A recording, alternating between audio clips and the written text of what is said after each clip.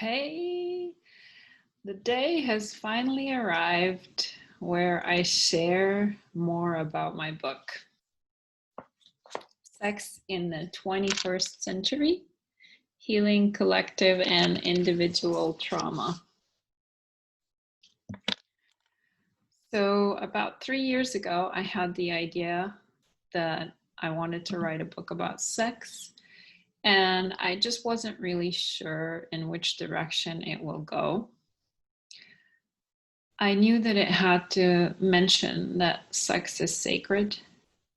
And so I set out doing some research for a background for some of my own experiences in life.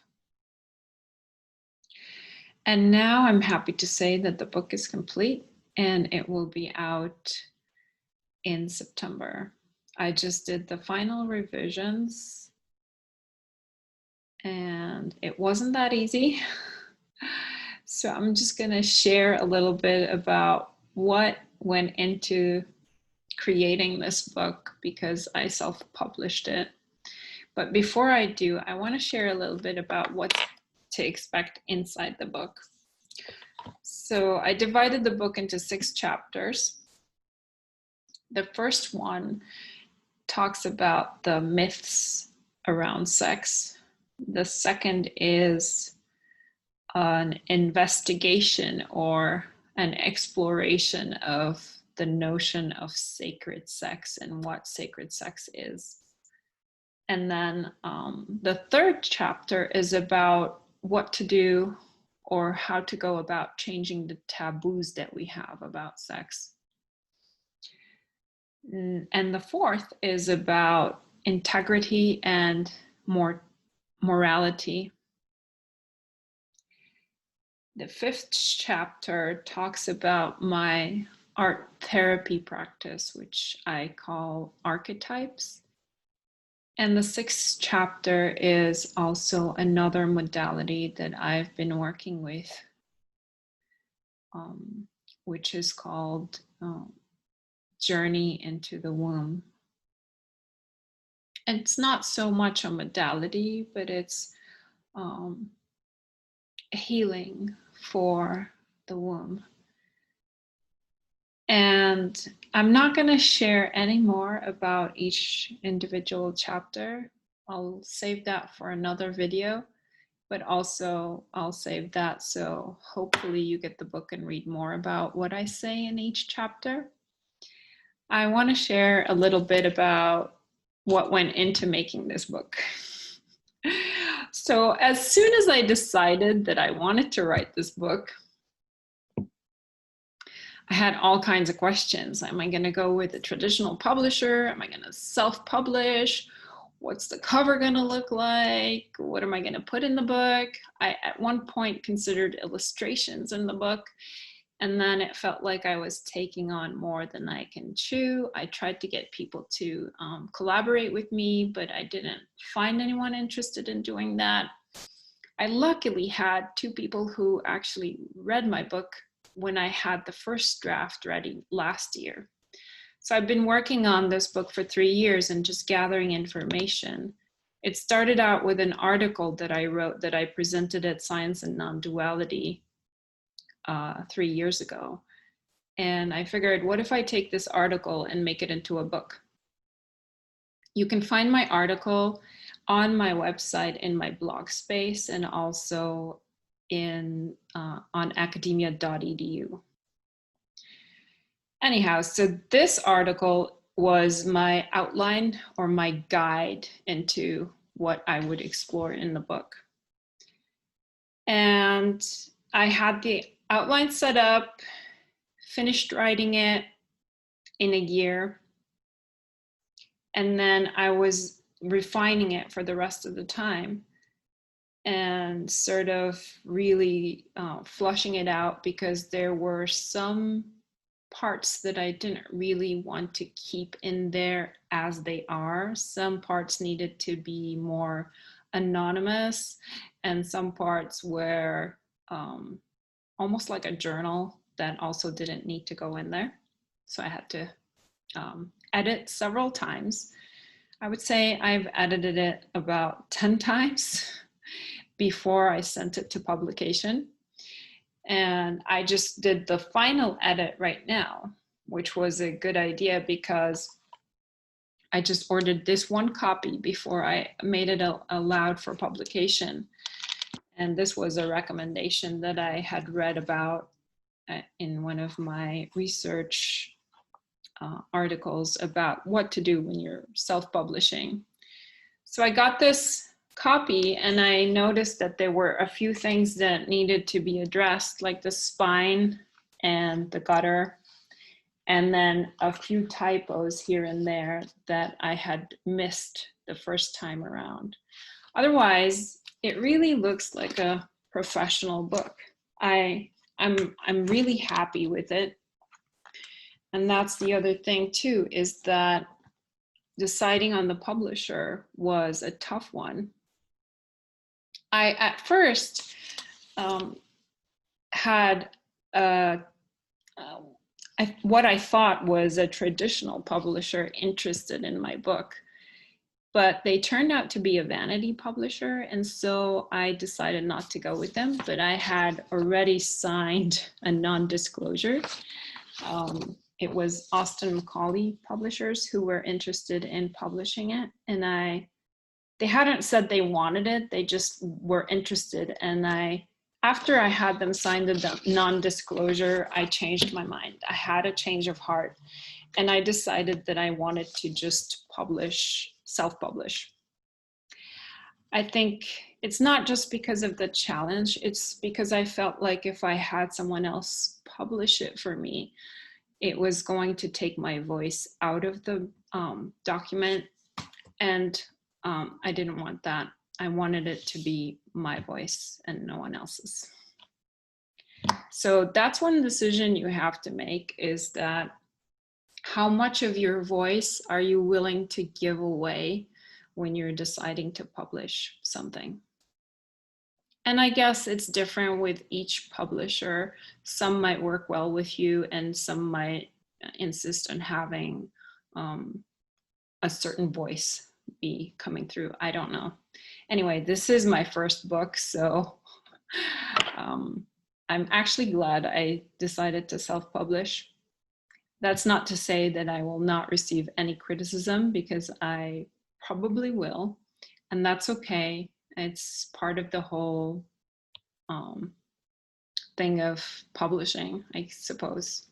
It's to be expected, and that's okay, because it's okay to have and receive different perspectives, and it's really about just opening the discussion around this topic.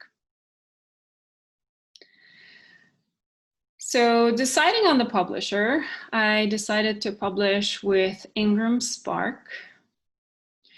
And I had also explored publishing with Lulu.com, and some had mentioned to me Amazon.com, and I knew that I didn't want to just start with an online document. I wanted it to be an actual book that you hold in your hand, and I wanted it to be like a pocket size almost, that you can carry wherever you want, and it's not too heavy, like if you take it on an airplane or anything like that. So those are things that I took into mind when I decided to publish. Some people might start out with a PDF online, but I chose to publish with a hard copy and a paperback. And I will have the online one available at some point. Then the second thing you have to think about when you self-publish is the book format. Like I said, there were some issues with the margins, and those are really good to look into and figure out exactly what the size of book you want, and so that you can have the margins set. But I would say pay attention to the gutter. Gutter is really important, because otherwise you'll end up with what I had with this first copy. And the other thing to pay attention to is the book cover. That would probably cost you money if you outsource it. I got lucky because I have my sister who does graphics, and so she helped me with the layout, but I actually designed my cover. So I did that, and so I didn't have to pay for that either. And then I think those three things are really important: deciding your publisher, deciding the book format, and deciding on your book cover and whether you're going to be able to design it or you're going to outsource it. All these things have to be taken into consideration.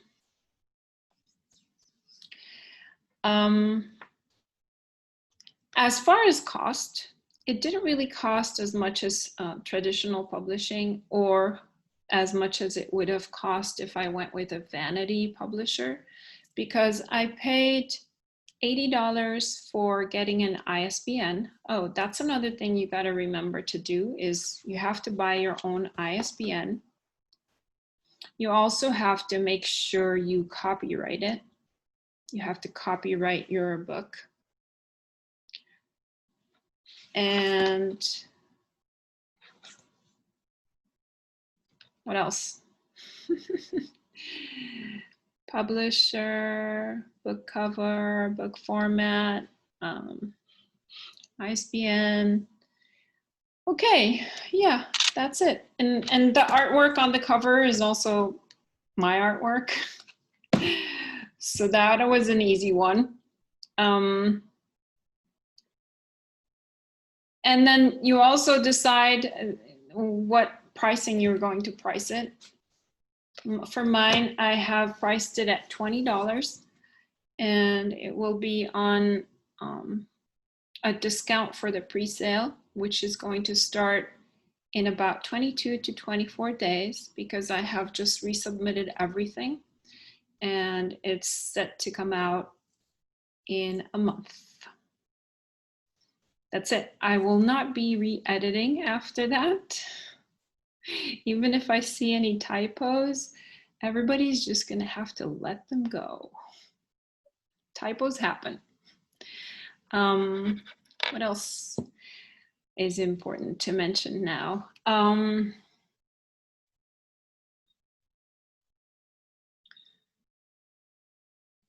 Yeah, basically that's what I had to say about it. I don't think that there's anything else. I did say why I wrote the book and what is in the book. And oh yeah, one final thing. I will be having a Zoom event for this book. So I will pick a day and time where I will do a reading from the book. I'll read a section, and then I'll open it for people to ask any question they want. And I'm gonna do this once or maybe twice before the book launches. And I will also have it again after it launches in about a month or two, just to give people some time to read it. And then if they have some questions for me to also answer, and I'll also be scheduling another Zoom for that. So I hope you can participate in my Zoom events. The upcoming one should be shortly, I would say, before it even goes into pre-order, so within the month. I'm still not really sure on what the date is, but I just wanted to announce it so that everyone's ready. Okay, so this is it for now. It was a little bit longer than I wanted, but I'm still relatively short. It's about 17 minutes now, so that's good. I didn't want to go into like an hour. Let me know if you have any questions, or if you're trying to publish a book and you'd like some help. I'm happy to help and share some more of my experience with that. I really like Ingram Spark because they've been really supportive. I read someplace that it's hard to get a hold of anyone, and they've been really like spot on. Every time I reach out, I have someone responding within minutes. So their chat function is amazing. And every time I have a question, I just go on there and they respond right away. I'm actually happy with the quality of the print, so that there's nothing to worry about that. I was a little skeptical because they said that if you self-publish, then the quality might not be so great. But I'm actually happy for my first book. I think it works. I believe I will be writing more books. I don't know. I'm kind of exploring a graphic novel, but you never know where my mind will take me. All right, well, I hope to hear from you. Let me know if you have questions about publishing or anything of that nature, and I'll see you soon in my Zoom. Take care. Bye.